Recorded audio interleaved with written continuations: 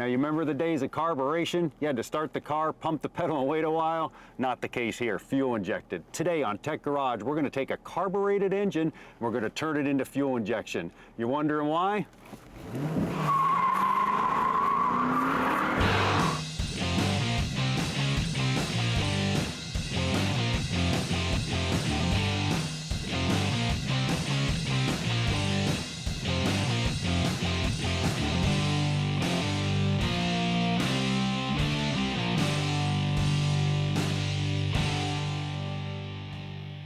Welcome to Tech Garage presented by Advance Auto Parts. Now our charger here, power, performance, fuel economy, fuel injected. That's what I'm all about. On the other hand, you may have a carbureted engine. No problem with carburation. I just kind of like the fuel injection idea of the good atomization and everything that's going on. Carburetors, they've been around for years. You can see the carburetor right here on the intake manifold, along with the old ignition system.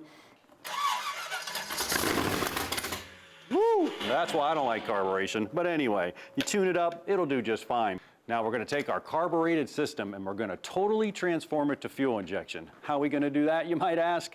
Terminator, EFI system by Holley, true turnkey package. It all starts right here with the throttle body, the fuel injected throttle body. This actually has the injectors built in, all the sensors, the idle air control, everything you need, throttle position sensor, all the computer sensors you need for fuel injection. And guess what? One plug and play, almost too easy. Because we're fuel injecting it, that means we're going to actually have to come over here and boost the fuel pressure. So you see our fuel pump right here? It's a high volume fuel pump, good up to 600 horsepower. It'll do great on this engine.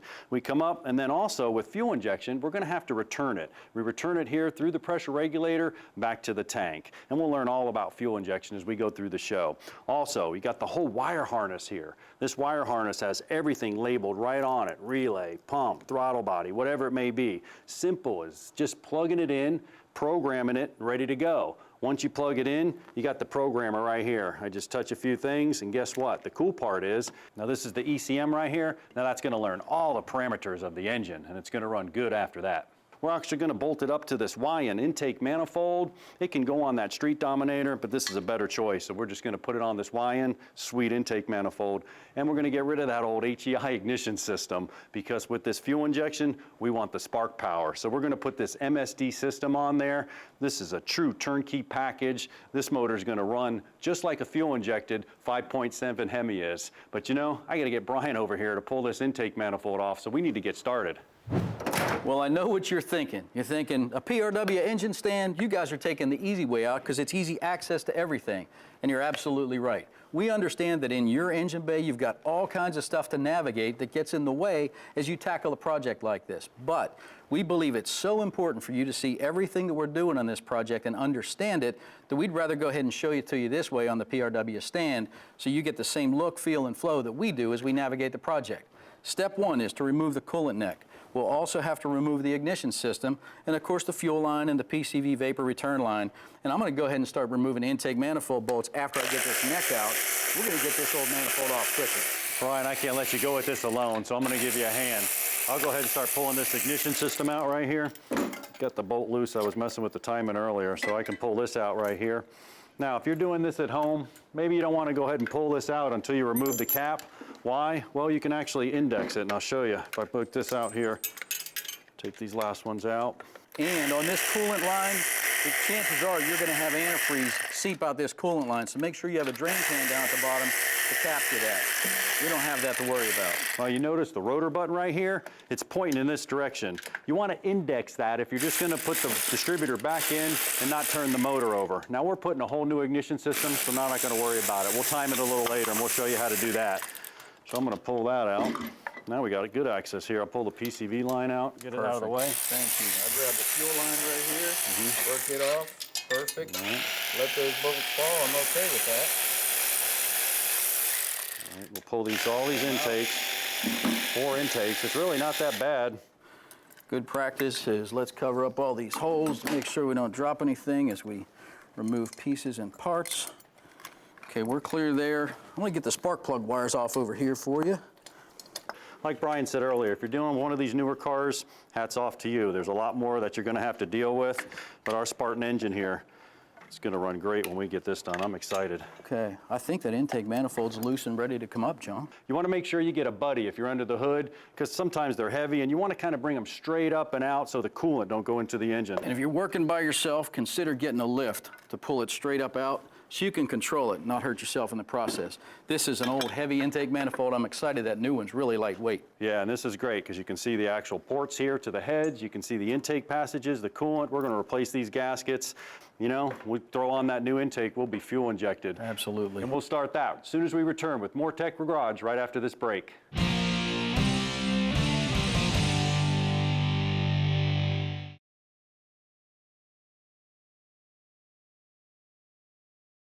This edition of Tech Garage, presented by Advance Auto Parts, is being brought to you by Holley, the undisputed leader in fuel systems for over 100 years. Stage 8, the world's best locking fastener. Steel Rubber, quality crafted rubber parts and weather stripping. And by Advance Auto Parts. Let's get you back to the garage. Welcome back to Tech Garage. Let's take a look at what we're doing. You know, we're replacing our carburetor here with a fuel-injected system. This is a multi-port injected system. It's running the injectors, but we're going to put on our Holley EFI Terminator, which blends them both. I think Brian's got us underway. Let's go check them out. Well, John, we're one step closer. Now, it's really important to get all these mating surfaces everywhere the new gaskets and seals are going to sit really clean and debris-free. And if you knock something loose, get out the shop vac and get that out of the way. I'm pretty happy with this surface. It looks pretty good all the way around. So the next step is to install the seals. Now, we've got an entire new Felpro engine gasket set here that we're using. And of course, the seals only go in one way. Now, set the seals in, get them pretty tight, firm where you want them, and then the new gaskets are going to actually hold them in place on these tabs. You'll see that in just a moment. Set them in. Now, some people, a little bit old-fashioned, old school here, like to use some RTV here down in these corners. There's nothing wrong with that. You just don't have to use RTV like you once did as the primary seal. Not that I've ever done that, of course. New gasket set goes in place, and you'll see the tabs sit right down on the seals, and they only go one way, this side up. You gotta follow that. New gasket on the other side, grab the tabs, set it down.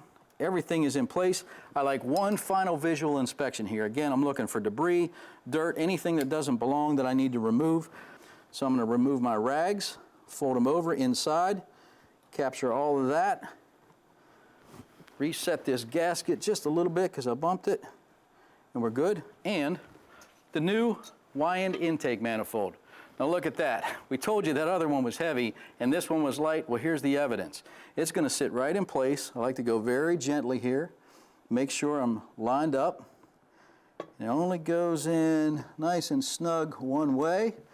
Happy with that. Tolerances are good. Holes are lined up.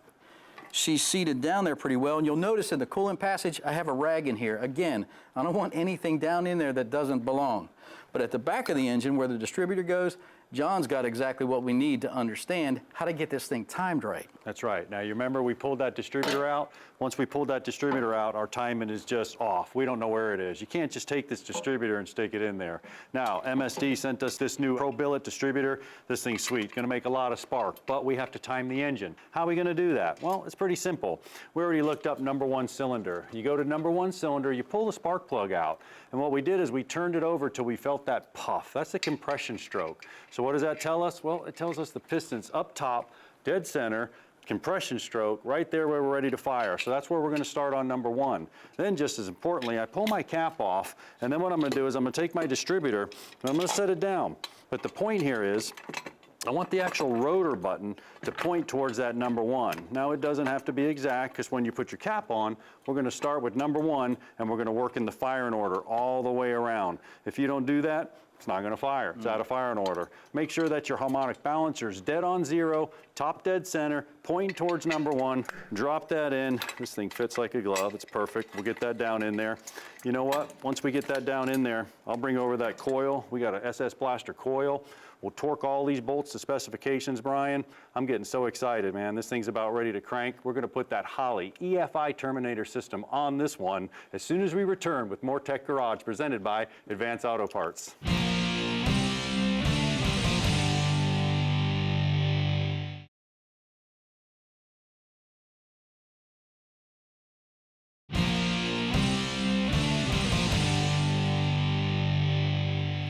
Welcome back to Tech Garage. Now Brian has us all hooked up. Let's take a look.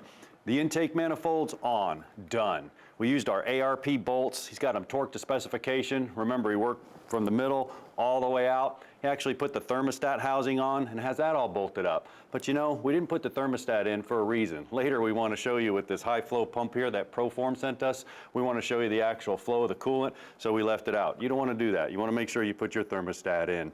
Now it's time to turn our attention to that distributor. We got the distributor dropped in. This is our Pro Billet MSD distributor.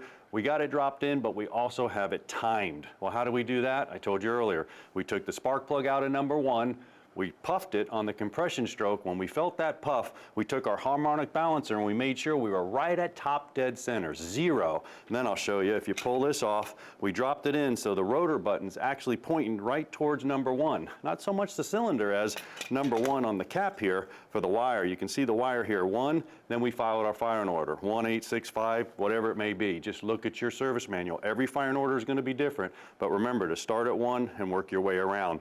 Then we took our wires, our MSD, 8.5 wires, 40 feet of conductance and 1 foot of wire as we go down wrap. Man, we're going to get the spark down there. Good insulation, low resistance. We put it in our Proform wire harness here, our loom, and put it into our spark plugs with our big boots. We're not going to have any issues there. Everything's wired up there. Then we turned our attention to our coil. Now, we put a blaster coil on here. This is all a self-contained unit. And this is pretty cool because it's real simple. If you look over here, we got the distributor that comes down.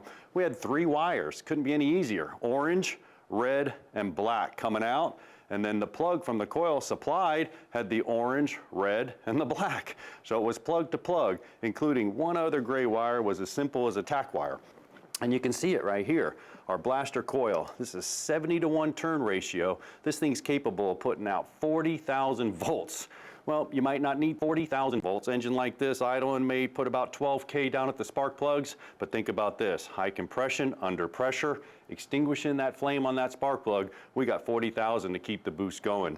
So I got my red wire right here. It's tied into the coil, and then my other red wire's coming over to actual power supply down from the battery, just like the schematic says. Here's my orange wire. My orange wire is on the other side. Well, what does that do? It pulses the primary side of the coil, creates that magnetic induction so we can get the spark, but our distributor here has a little pickup that allows it to pulse. I told you it was all a self-contained unit, and then I have the gray wire going up to the actual tack. Being a self-contained unit, I got a vacuum advance here so I can advance and retard with vacuum. This one's not going to talk to the computer. You may have a system that talks to the computer, which is no problem. Holly gives you the actual link. You can plug right into it and it'll talk to the computer. Now it's time to turn our attention to the whole project. Ta-da! And the grand finale. We're talking about the EFI Holly Terminator, and it's as simple as just setting it on and plugging it in, and we'll be ready to go. But I want to explain to you what's the difference between fuel injection and carburation. Well, carburation, you don't need that computer and a lot of inputs. Inputs, think about your eyes, your nose, your ears, sensors. And then we have a couple of outputs, and I want to show them to you. Holly's got them all built in with 1 plug. Couldn't be easier. You look right here on the side. You have a map sensor. Now my map sensor plugs right in there, and what's that going to do? Well, it's going to sense manifold absolute pressure. These are all about fuel delivery. As we start to lose vacuum, I'm going to need more fuel. I'm getting on it. I'm getting more power in there. I need fuel. This is going to sense that. We also have a throttle position sensor right here. It's located on this side. Once again, total unit. Throttle position sensor, you sweep it up and down, it tells the computer where the throttle is from 0 to 5 volts. It'll know if it's at half throttle, wide open throttle, why? Once again, fuel delivery, got to get the fuel in there. And then what you have is you have an intake air temperature sensor and a couple external ones we'll look at. Those are all inputs, sensors. Now outputs on the other hand, we have a couple of outputs. Fuel injectors are an output. Once the computer decides what all these sensors are doing, he can open and close these for the fuel delivery. And we also have right here what's called an idle air control motor. The idle air control motor allows air to bypass the throttle plates. See, on this system, the throttle plates are actually closed. So if I bypass air, it's like a controlled vacuum leak. It's going to be able to raise and lower the idle, which is really neat. And the cool part is, these are all just regular sensors, OEM sensors. You can go down to advanced and pick these sensors up, even with your EFI system, and and use them. And guess what? Your car in the driveway works exactly the same way. There's no difference. This is all high performance, cool stuff, but your car works the same way. Now, if you look right here on the screen, I can switch it over and you can see Holly gives us phenomenal instructions here. It all starts right here at the battery. Now the battery has a red wire and a black wire, heavy ground wire, and a heavy power wire going down to the PCM. Brian's getting that wired up all right now for us. Then we come up and we needed a couple external plugs. We needed an oxygen sensor, a coolant temperature sensor. There's an optional fuel pressure sensor, which is nice. Then I come down here to the fuel pump. Well, we'll wire that up a little bit later because there's a lot involved in that when we start talking about a return system. I come down, we plug it in, we're good to go. Now you can see them right here on our engine. Actually, our oxygen sensor is located down on the actual header assembly. We had to weld a bong in there. You're gonna have to do that on your exhaust system, and then you need an oxygen sensor. You don't have that with a carburetor. This is the boss. This is the big player. This is the feedback. Command corrects condition. This is the condition. So what's going on in that exhaust? Whether it's rich, the computer's going to tell this EFI system, take away fuel.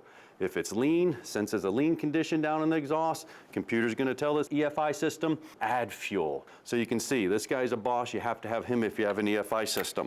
One more is a coolant temperature sensor. Now my coolant temperature sensor is located right here. My coolant temperature sensor is going to go into a coolant jacket. And this one here is a negative coefficient thermistor. I know those are big words, but listen, it just senses the coolant, and with resistance either going up or down, tells the computer, hey, add fuel or take away fuel. Well, if the engine's cold, more fuel. As it heats up, we start getting better control on that fuel. And the cool part about this Holley system is that computer is self-learning. It's gonna learn all that as this thing runs, and all these parameters that are going on with all these sensors, it'll get better and better and better the more you drive it. Well, now you understand how it works. We'll be right back with more Tech Garage presented by Advance Auto Parts.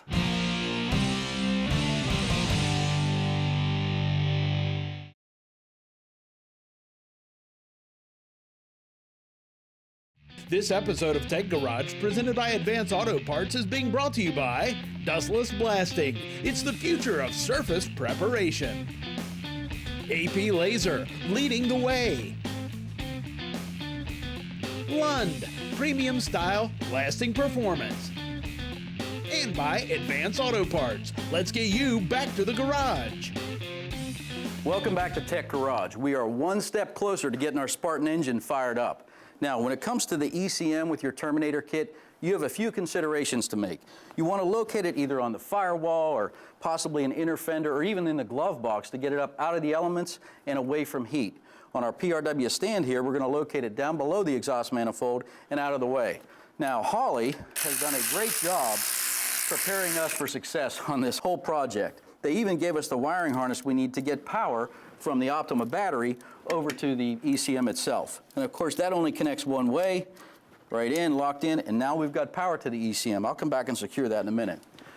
The next step is the wiring harness. And if you're old school and you've ever had a Holley rebuild kit, you know that Holley puts everything in that kit you need, from the power valves, maybe even the jets and the gaskets, everything you need. They've put the same intelligence and planning into this wiring harness. All those sensors John talked about, they got a story to tell. They want to talk, so we've got to get connected to them. Considerations for the wiring harness are pretty straightforward. You want to follow the flow of the connectors, and again, try to keep this beast up out of some heat and out of the way. So I'm going to go ahead and get this installed and start to lay it out, make all the appropriate connections. And then finally, fuel. We got to get this thing full of fuel because it really wants to work. There's higher pressure, it's a higher pressure fuel pump. We got to get that in line. And even though there's not much distance between our fuel supply and the new throttle body, the functionality is going to be exactly the same as it is on your vehicle. You got to have more pressure and you got to have the right fuel lines and connectivity. So we are one step closer and this thing's going to run like a champ. Now, our email question of the week has to do with the fuel system. Kurt from Los Angeles wrote in, and he said he has a S10 pickup truck that lacks power. Just replaced the fuel filter and the catalytic converter, and it's still sluggish. Looks like you're on the right track here. Something to do with air fuel. Now, your car, it could have a throttle body, depending on the year, or multi-port. But you had a fuel pump, probably looks like this in the tank. This one puts out about 13 to 15 PSI with this throttle body. If you have a multi-port system, you're gonna need anywhere from 40 to maybe 60, could even be a little bit higher. So you want to check fuel pressure and current ramping of that fuel pump. Make sure that it's going all right, and also check on your airflow. Kurt, yours is going to be real similar to ours over there on the Holly system, except your fuel pump's actually going to be located in the tank, and we got a pre-filter. But you can see ours here. It comes out of the tank through the pre-filter. It's going to go through the actual fuel pump itself, and then it's going to go through a fuel filter. You said that replaced that already? Good idea. Comes down, it's going to go through your throttle body or multi-port, and then it's going to return through a pressure regulator back to the tank. So you want to make sure you have good fuel pressure, and you want to make sure you got good airflow going in there. Remember, Kurt, spark, fuel, and air, if all those are in order, your car's going to run fine. And there's the last little bit of new oil change as promised. We got new 50/50 coolant in the system from Prestone. Got that topped off as well. We've tentatively checked for leaks. I think we're in good shape. And of course, you remember the ECM we installed down here? We had to get the parameter set on here. That was pretty easy to do. Yeah, nothing to that. Actually, on the control head itself, does everything. No laptop required. You remember you had to sit over in the passenger seat and program everything? Not anymore. Remember throughout the whole show? Self-learning, really cool. Went to the Wizard, GCF Wizard, and set it up. TPS, we had to do a sweep. Take the throttle up, take the throttle back 2 times. It's ready to go. Go back home. I'll tell you what, ignition system, Proform water pump, all this stuff, it should be good. Cross your fingers. I'll tell you, the old sweep I used to do on my carbureted engine was with my foot, so I'm really excited to hear how this thing runs. Let's see what happens. Here the fuel pump, coolant circulating. Coolant, got no leaks. No leaks, looking good. Fuel's good. Ready? Fire it up, buddy.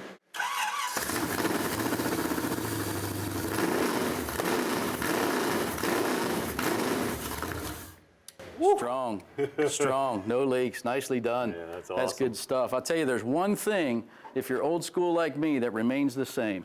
You know, and even though it's not a carburetor sitting on top of the engine to hold this guy, it goes on just exactly like a carbureted application would. Well, you know what? That's not only pretty. I got a perfect candidate vehicle for this engine here. Stay tuned. Got to go in something. Hey, thanks for watching. From our garage to your garage. Thanks for watching Tech Garage. Production assistance for Tech Garage is provided by Chipola College, located in Marianna, Florida. Founded in 1947, Chipola was recently ranked as one of the top 3 community colleges in the United States.